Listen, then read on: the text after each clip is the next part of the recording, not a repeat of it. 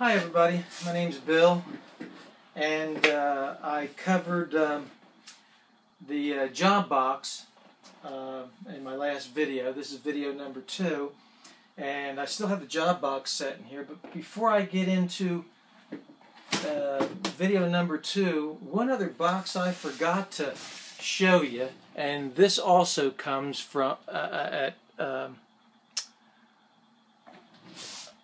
you can get this at Home Depot. And tilt this down here so you can see it. Again, it's on wheels just like the other one. And I like this one here because it slides open. And in here I've got my GoPro camera equipment stands, a lot of other stuff. Plus, I have got timers, equipment, trackers, batteries, GoPro equipment, lights, spare parts, small little tripods, extra cameras, the Mobius. I got the Mobius. Spare power. I carry power with me. And this is kind of handy because this shuts up. It opens up real nice and it shuts up. And I can close this up. This needs to be in this other box, I think, because it doesn't. And some here. Okay. This closes up real nice, and I can, haul this around and but that's a nice box, and it's easy to transport, and I transport it real easy with my Yuneec. Now, this Yuneec is a new drone for me, and I can swear by this thing. It's more of a beginner's drone, but I love it. Even though it's a beginner's drone, I'm still going to use it. And I don't know if you watch Jim Bowers. Jim Bowers likes it pretty much too. But it's my like he said, it's going to be my go-to drone for quick and dirty photos that I have to get, because it's real easy to set up. I can get it out of the box.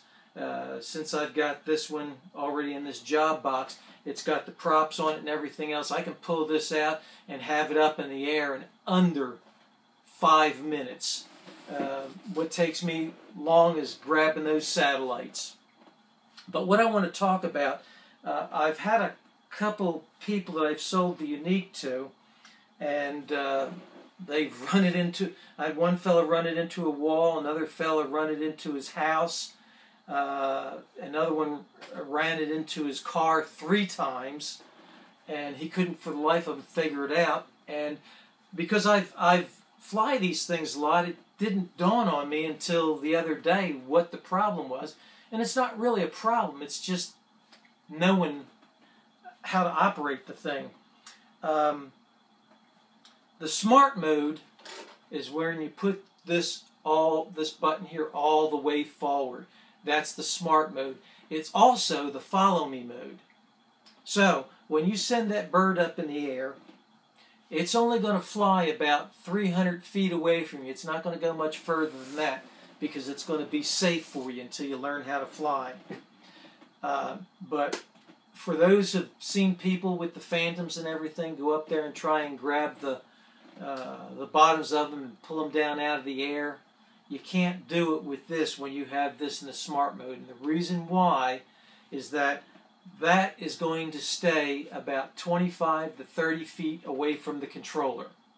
So when you're going to run up on it to try and grab it out of the air, it's going to be backing up on you.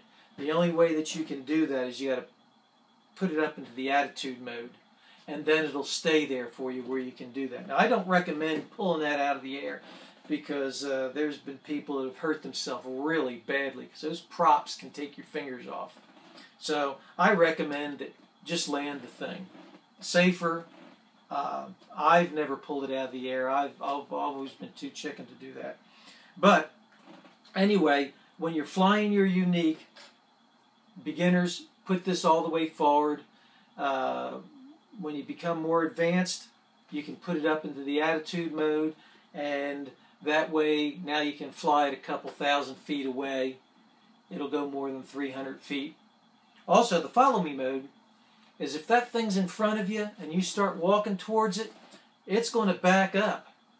So you can walk forward and have the camera pointed on you. So if you want to, do something with you walking and having the camera on you, it'll be right in your face. Now, if it's behind you, then it's going to follow you. So it's going to be follow me mode or push you away mode.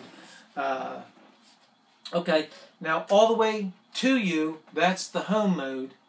And the way that works is if you have that out, let's say 200 feet away, and you got 150 feet up in the air, and you put it all the way back to the home mode, it's going to fly back to you up 150 feet in the air. It's not going to descend. It's going to stay 150 feet in the air.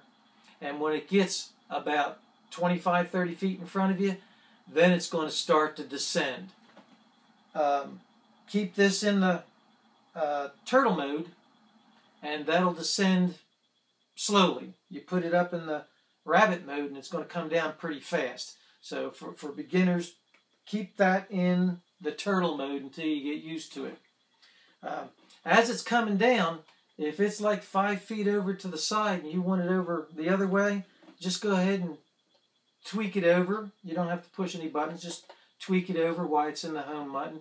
It'll move over and land for you. And remember, as soon as it lands, shut everything off and put this all the way back into the smart mode. Because if you don't, and you try and start it up the next time, if it's in the home mode, it's going to give you warning lights on there and it's not going to start. So make sure you always push that back so you don't spend half an hour scratching your head trying to figure out what the problem is. I've had to help people on that, trying to figure out how come their drone won't start. Okay, enough about that. I want to cover, I know I covered this the last time, membership. I don't buy my insurance anymore because now I've got this membership. I pay $48 a year. I've just renewed it. I'm covered up to $2.5 million for general liability, property damage, and bodily injury. This starts March 31st.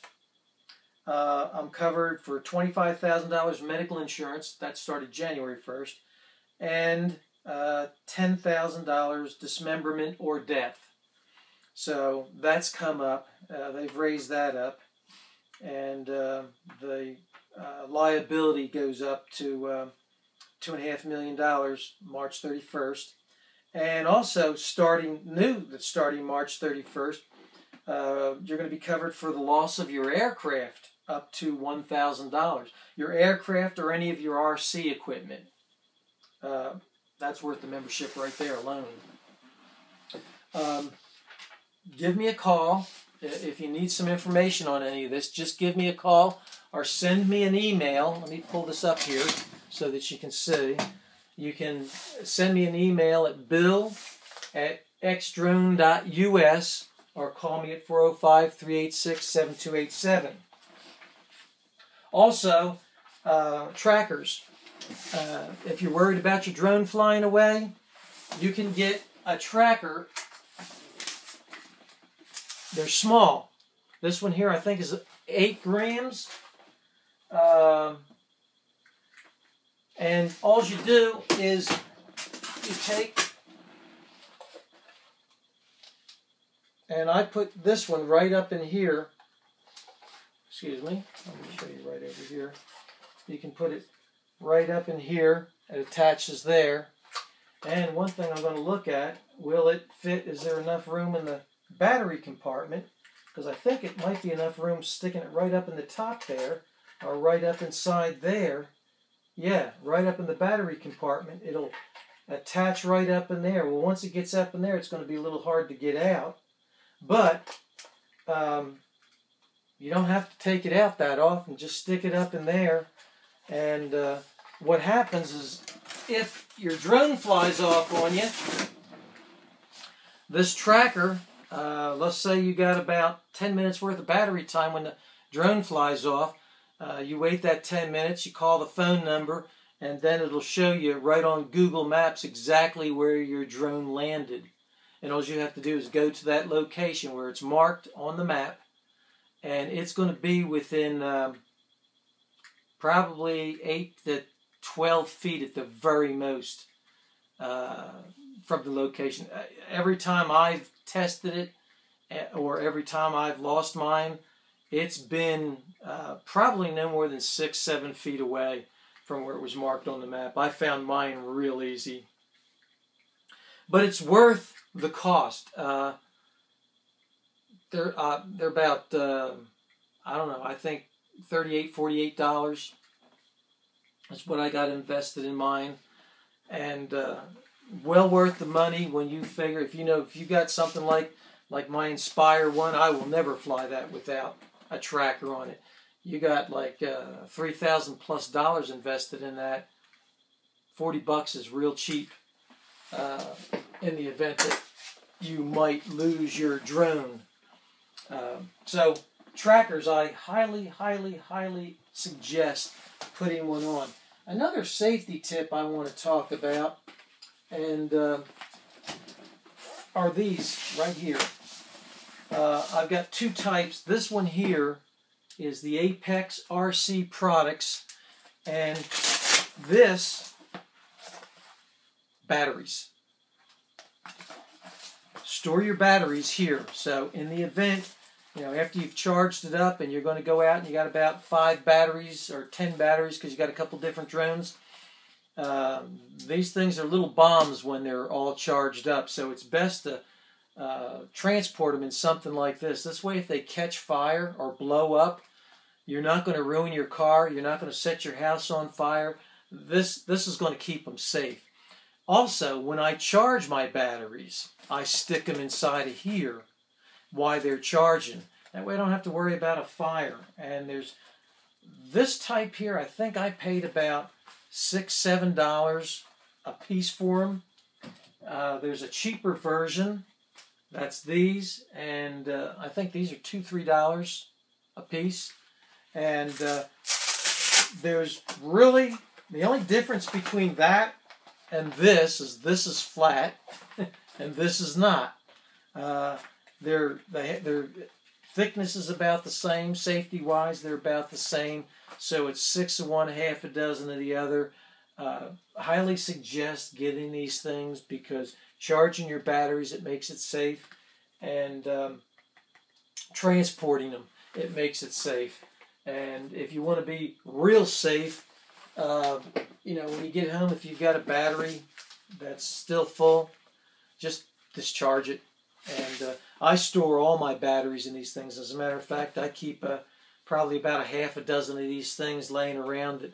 Like this one here is brand new, and I've got 2 of those that haven't been used, and I think I've got about 6, 7, 8 of these laying around someplace that haven't been used. Anyway, that's what I've got for now, and I'll have some more information for you in the next video. If you like the content, do me a favor and click down there for yes. That'll help me out to let me know you like the content that I'm giving you, and I will give you some more. And if you have any suggestions on things that you'd like for me to cover, just send me an email. And for those who want to know where to buy a drone, I am working with some dealers and some distributors that I will more than gladly recommend to you. And some of these guys I know personally. And, the most important thing when you're buying a drone is, are they really experienced in repairing these things? So I never buy a drone unless I know I can get it repaired or have it covered under warranty. and there's not enough people around the United States so far that, you know, take care of you after it's sold. So anyway, bye for now, and I'll see you in the next video. Don't forget, press the like. Bye.